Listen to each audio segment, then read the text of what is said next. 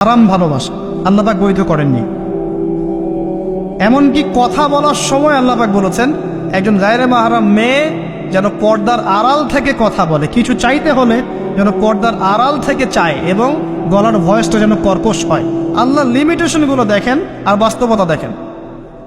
আল্লাহ পাকের লিমিটেশন হচ্ছে এরকম যে একজন মেয়ে যে আমার স্ত্রী নয় তার সাথে আপনি ফোনে কথা বলতে পারবেন না, প্রেমালাপ করতে পারবেন না, আপনি তার দিকে কামনার দৃষ্টিতে তাকাতে পারবেন না, আপনি তাকে স্পর্শ করতে পারবেন না, তার সাথে নির্জনে কোথাও সময় কাটাতে পারবেন।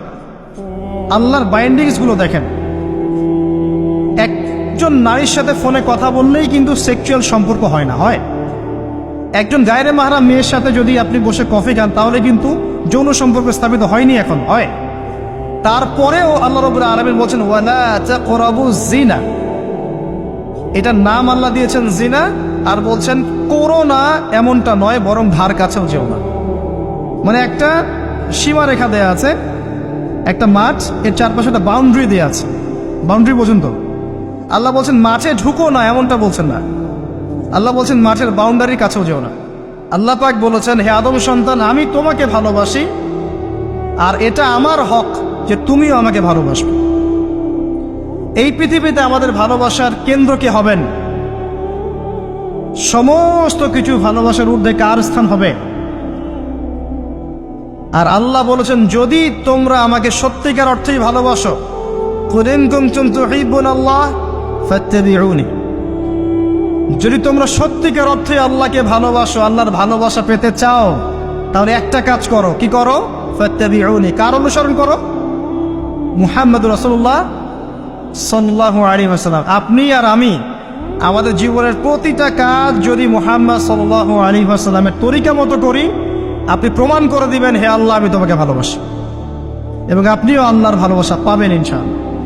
শুধু তাই নয়, শুধু ভালোবাসাই নয়, ওয়া ইয়াগফির লাকুম যুনুবাকুম, তোমাদের সমস্ত পাপ মাফ করে দিব ইনশাআল্লাহ। আল্লাহু গফুর রহিম, আল্লাহ পাক হচ্ছেন পরম করুণাময়, অসীম দয়ালু। এখন নবী সাল্লাল্লাহু আলাইহি ওয়াসাল্লামকে অনুসরণ কিভাবে করবেন? ঘুমাবেন কার মতো? রাসূলের মতো। উঠবেন কার মতো করে? ওযু করবেন কার মতো? বাথরুমে যাবেন কার মতো? বের হবেন কার মতো? নামাজ পড়বেন কার মতো করে? তিলাওয়াত করবেন কার মতো? জিকির করবেন কার তরিকায়? ব্যবসা করবেন কার তরিকায়? চাকরি বাকরি কার তরিকায় করবেন? বিভিন্ন সেক্টরে দায়িত্ব কার মতো করে পালন করবেন? একজনই আপনার উসওয়াতুল হাসানাহ, লাকাদ কানা লাকুম ফি রাসূলিল্লাহি উসওয়াতুল হাসানাহ। একজনকে আল্লাহ পাক রোল মডেল করেছেন। একজনকে কি করেছেন? Role model. তাকে ফলো করলেই ইনশাআল্লাহ আপনি জান্নাতে চলে যাবেন। আর এটা কি শুধু জীবনের একটা ক্ষেত্রে করবেন না সমস্ত ক্ষেত্রে করবেন? আল্লাহ তৌফিক দান করুন। আর নবী সাল্লাল্লাহু আলাইহি ওয়াসাল্লামকে যারা ভালোবাসেন তাদেরকে আপনি ভালোবাসবেন। নবী সাল্লাল্লাহু আলাইহি ওয়াসাল্লামকে যারা ভালোবাসেন তাদেরকে আপনি ভালোবাসবেন। যারা নবীকে ভালোবাসে না তাকে কি ভালোবাসবেন? ভালোবাসার মানদণ্ড কি হবে? আল্লাহর জন্য ভালোবাসবো, আল্লাহর জন্যেই ঘৃণা করব। এটা আল্লাহর জন্য কাছে আসা, আল্লাহর জন্যই দূরে যাওয়া। আরশের নিচে আল্লাহ পাক যে কয় শ্রেণীর মানুষকে আশ্রয় দিবেন, যে 7 শ্রেণীর মানুষকে, তার মধ্যে এক শ্রেণী আছে এমন 2 ব্যক্তি যারা পরস্পরকে শুধু আল্লাহর জন্য ভালোবাসে। সুবহান। কেউ যদি কাউকে আল্লাহর জন্য ভালোবাসে তার উচিত তাকে জানিয়ে দেয়া যে হে অমুক ভাই, আমি আপনাকে আল্লাহর জন্য ভালোবাসি। অমুক দিনী বোনকে বলতে পারে আমি আপনাকে আল্লাহর জন্য ভালোবাসি। এক ভাগ ভালোবাসা দিয়ে পৃথিবী চলছে। এবার আসেন, এই দুনিয়ার জীবনে আল্লাহ পাক রিজিকের পাশাপাশি একজন আদর্শ দিলেন, উসওয়াতুল হাসানাহ দিলেন, তাকে ফলো করতে বললেন, এবং তিনি একমাত্র ব্যক্তি যাকে কবরে দেখানো হবে, প্রশ্ন করা হবে মান হাযা রাজুল বুইসা ফীকুম। মনে রাখবেন, তিনি একমাত্র ব্যক্তি যিনি আপনার জন্য, আমার জন্য, কবিরা গুনাহগার ব্যক্তিদের জন্য কিয়ামতের মাঠে সুপারিশ করবেন। তিনি একমাত্র ব্যক্তি যিনি হাউজে কাউসারে পানি নিয়ে আমাদের জন্য অপেক্ষা করবেন।